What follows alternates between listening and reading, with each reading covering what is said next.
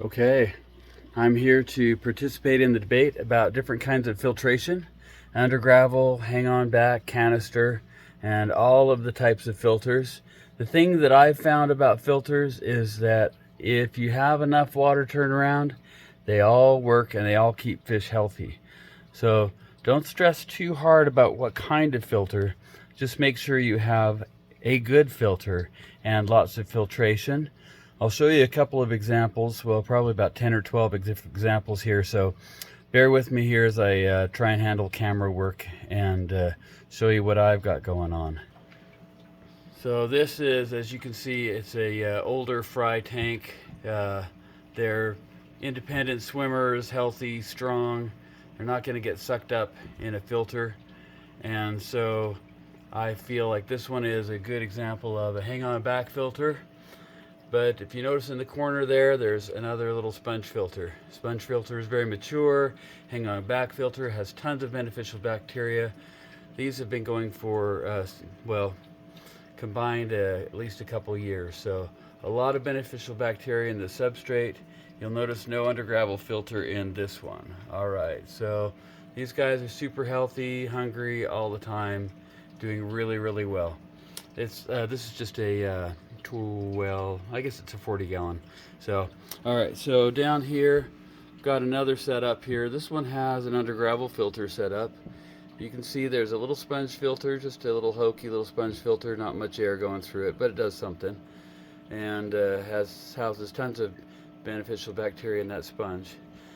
With the under gravel filter, I've got air going through a lift tube on this side and a power head on this side. With under gravel filters, if you want to make that filter a powerful filter, you better have something more powerful than just a weak little air pump and one or two air stones. The power filter like this one here, it's an Aqua Clear 50, does more than enough filtration for this little 29 gallon. And you can see these little dragon's blood fry are super, super healthy and no problem. These guys are only about just a little over a month old, so doing great for a month old, almost about 3/4 of an inch in size. And so go to well, I don't think brine shrimp tank counts. Looks pretty scary, but those brine shrimp are nice and healthy with their little sponge filter. Very little water turnaround in there. You don't want much. Okay, so little sponge filter in this one. All there are is just a few little tiny fry, nothing too much. This tank's 75 gallon. It probably has more filtration than it really needs. You've got basically a FX6 canister filter on this one. I had an extra of the FX6 for my other tanks, so I figured I might as well put it on one of them. This is the largest fry tank I've got, so I put it on here, and they're doing super. They don't need anything more than that. They've got the substrate in there, it's just some old dirty gravel, and super happy with the canister filter. You know, they could probably get by with a whole lot less than FX6 in this size of a tank. Now down below that here in a 60 gallon tank, more of a grow out tank, but you see I've got a sponge filter in the corner here and a pretty large dual hang on the back filter. And I am not anti hang on the back filters, but they're not my favorite. But they contribute. So between the sponge and the hang on the back filter, this hang on the back filter has two good sponges in it, some biomedia, ceramic rings in it, and really been good for this little 60 gallon just to raise up some fry, and I'm trying to breed some fish. So anyway, you got hang on the back, sponge. Go over here to my Lemon Jake breeding tank. This guy and his two wives and a couple fish don't need much, but they have a hang on the back filter and a sponge. It's a 40 gallon breeder tank, and they're just super happy and healthy. And this one, same thing. It's got a sponge and a hang on the back filter, no under gravel.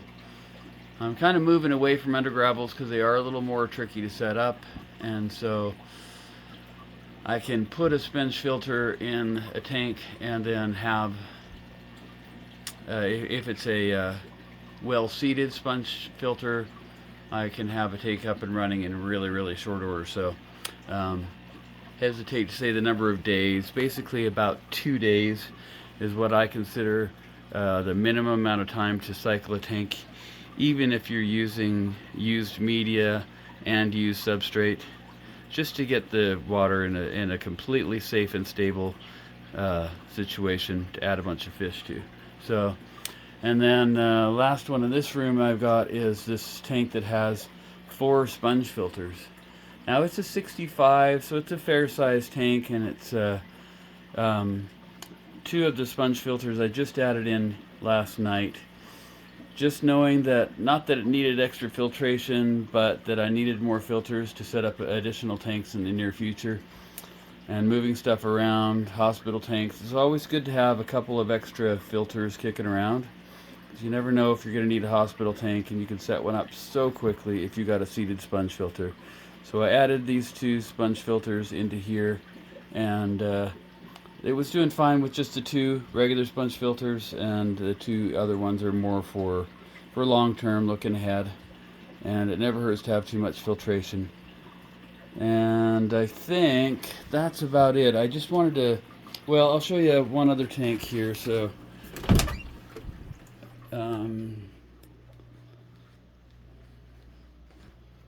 so this 125 has quite a few cichlids in it, and a pretty high bio load.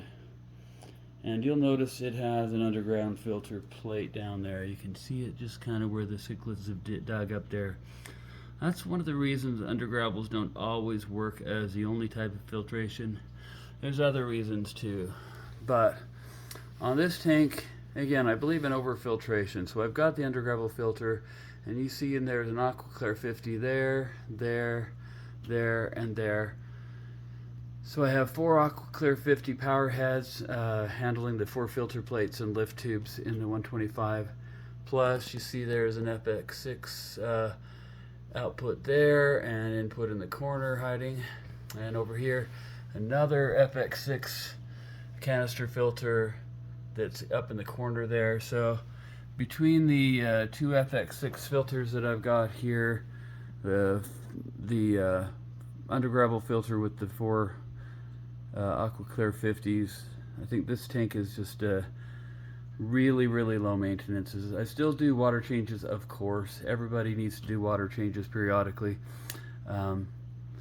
Just to you know, the total dissolved solids in your water increases as time goes on, and so yeah, you do still want to do water changes as your water quality looks bad. If you see your fish behaving anything other than super happy, healthy, ideal, if you see them rubbing themselves against the rocks or anything, or if you see them gasping for water at the top of your aquarium or something like that, you know your filtration and your water quality are lacking, suffering, and you're going to see death and disease in short order.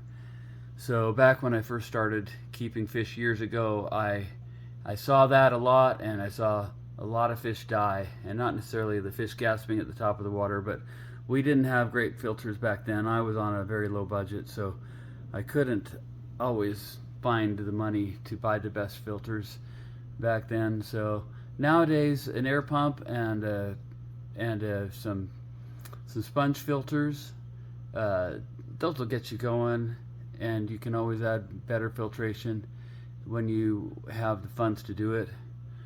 But it's such a wonderful thing to see healthy fish. So keep your fish healthy, have good filtration.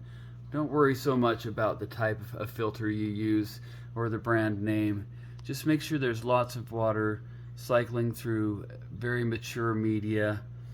If I can say one thing, it's when you start a new aquarium, don't try and do it without borrowing something from an established tank. Find somebody who's got an old tank that's been running for years and say, I'd really like to borrow a couple a quart of gravel from you. Stick that quart of gravel in a sock and put it in your aquarium after you've dechlorinated the water and got the temperature right. And just a sock full of dirty gravel or an old used filter plate, anything that has mature, established beneficial bacteria on it, will really speed things up for cycling your tank. I see all of the posts on social media right now. What do I do? My tank is looking cloudy. You know, how do I get it clear? Well, I don't know if you can see here, but there's no problem with the water not being clear if you have mature media, established filters, and everything is doing fine. So that's my spiel when it comes to filtration. Don't worry about the kind. Just put some filters in there. Make sure the water is turning over a lot. I like on this tank just this little $10 gadget here, that little wave maker on the top. That little guy just creates a little more surface agitation, and between the power heads, the FX6s, the wave maker, lots of surface agitation is super healthy, and allows you to, you know, keep more fish, keep them healthy, and get that water well oxygenated and filtered. So